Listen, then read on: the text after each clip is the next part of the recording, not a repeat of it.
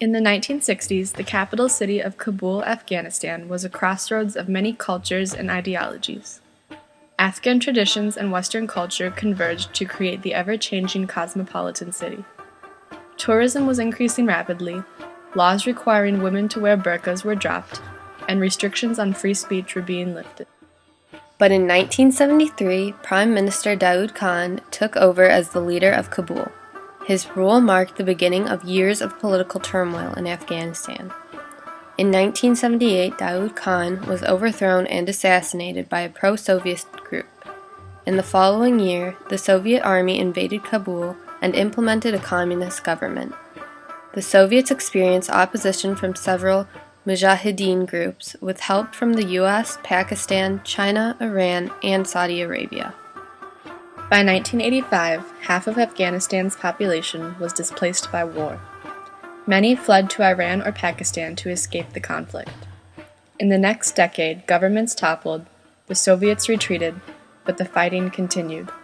In 1996, the Taliban, a Pashtun Sunni Muslim Mujahideen group, seized Kabul and began enforcing their hardline version of Islam.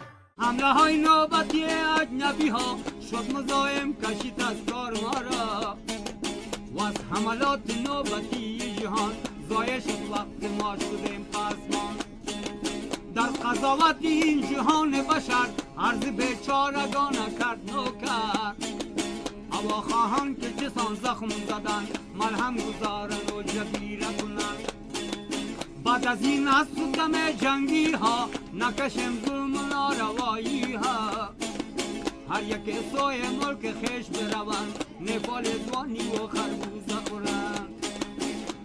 Taliban is Pashtun for students. The group follows a combination of Sharia law and Pashtun tribal codes. Sharia, which is Arabic for the path, is employed in most Muslim countries to guide everyday life. Now, it is derived from the Quran and the sayings of the Prophet Muhammad. Sharia is generally very controversial, but can vary in harshness depending on the interpretation being enforced.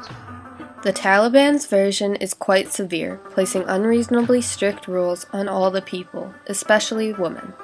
Some examples include the ban of music, television, and dancing. Clapping at sporting events is also prohibited. Men are forbidden from shaving their beards, and women are never to speak to men outside of their families. Punishments for violating these rules are just as absurd. Public stonings, hangings, and amputations are among the sanctions used.